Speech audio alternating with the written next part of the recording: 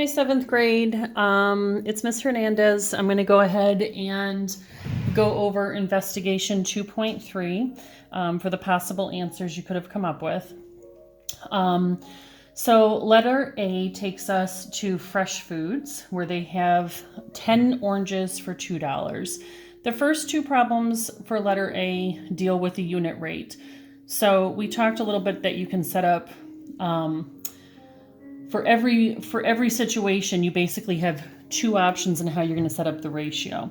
So you can write it up as dollars per oranges or oranges per dollars. When we do that, when I take my $2 and divide it by my 10 oranges, you end up getting 20 cents or $0.20 per one orange. For A2, when you take your 10 oranges and divide it by $2, you get your 5 oranges per $1. I can use this information to plug into the data table that was provided. So there's some missing information on that data table. Where I knew that the cost was $1, I plugged in my 5 oranges. And where I knew that I was buying 1 orange, I plugged in my 0.20 or my 20 cents. This information can further be used. So with the 20 and the 11, for both of those, if I know that each orange costs 20 cents, I can go ahead and multiply 20 cents times 20 oranges to get $4 if I want to buy 20 oranges. And I can also take my 11 oranges and multiply it by 20 cents to get $2.20. You can see some patterns emerge at on the table as well. So if I go from 10 oranges to 20 oranges, that amount doubled, which means that my price should double as well. So there are some things that you can use on the data table as well. For this one, the $2.60, so you've got a couple of different options. The one that I first went to was just kind of thinking to myself, all right, I'm spending $2.60. How many 20-cent amounts will fit into $2.60? So if I divide that, $2.60 divided by 20 cents per orange, that leaves me with 13 oranges. The other way I can think about it is kind of the same way I was thinking about using the unit rate for my number of oranges. So 20 times the unit rate, 11 times the unit rate. But this time I can take my amount, the total cost of my purchase of the oranges, so the $2.60 times 5 oranges per $1. This will go ahead and get me to the 13 oranges that I purchased. So there's two different options here. You might have also used any information from the data table. So again, if you know that 11 oranges are $2.20, and you also know that 13 is 2 more than 11, then you have 2 more 20-cent amounts being added to that 220. So there's a few different ways that you can do those. A4. So A4 asks, how does finding a unit rate help you answer questions such as the ones below? So how does it help you answer how many oranges you can buy for $5 or how much do 25 oranges cost? So I set up proportions for both of these. You didn't necessarily have to set them up, but I felt like it definitely provided that information that you would need to determine kind of what has to happen here. So if I know that it's 5 oranges per $1, that would be an unknown amount of oranges per $5. I know as I go from $1 to $5, it's 5 times the amount, which means that my 5 oranges are also going to be 5 times the amount. I use proportions for A4 as well. So if I know it's 20 cents per 1 orange, when I multiply 1 orange by 25, that gets me my 25 oranges. So my orange amount is 25 times more, which means that my dollar amount is going to be 25 times the 20 cents that I spend for 1 orange, which will get me to $5. All right, 5A and 5B brings us to the equations. So 5A, they've given you an equation and you have to kind of decide what is happening here. So I notice right off the bat that that number 5 is in that equation. So the 5 that's there relates back up to the 5 oranges per $1 that we calculated up at the top. So this 5 is the 5 oranges per $1. If you'll remember back to our notes from yesterday, we talked about how a constant of proportionality pretty much always can be written in this form, y equals k times x. So some variable is equal to some constant of proportionality times some other variable, the x variable. So when I look at this, I can think to myself that that constant of proportionality, just make sure everything's in the frame, is that 5. So that's where the 5 is coming from.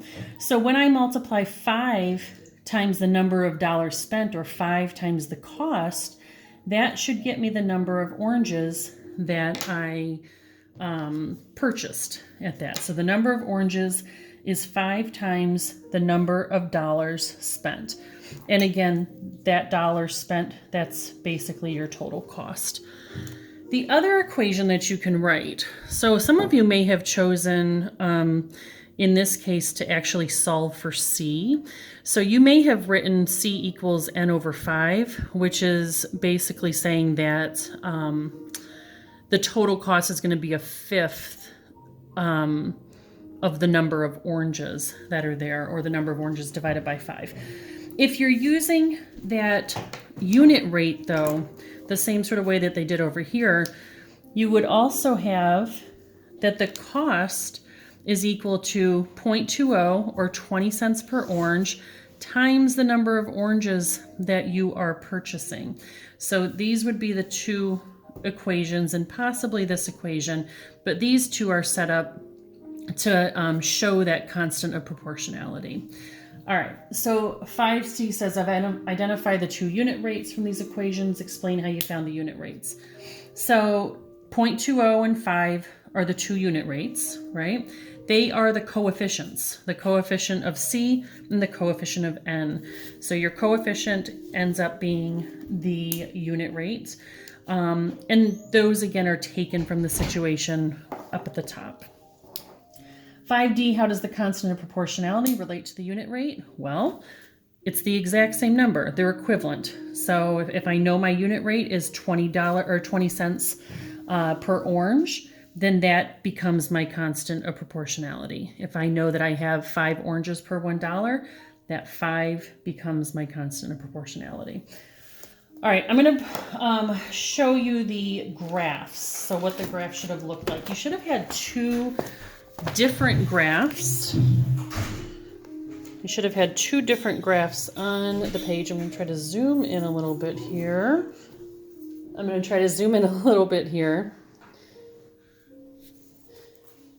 To show the two graphs. It's really important to make sure that your scaling stays the same, or stays consistent on the x-axis and the y-axis. If your scaling is off, then you may not have drawn a straight line. And both of these are linear relationships, meaning that in this case, for like every time I go up by $1, my number of oranges goes up by 5. And in here, the bottom one, you'll notice that the number of oranges is actually on the x-axis.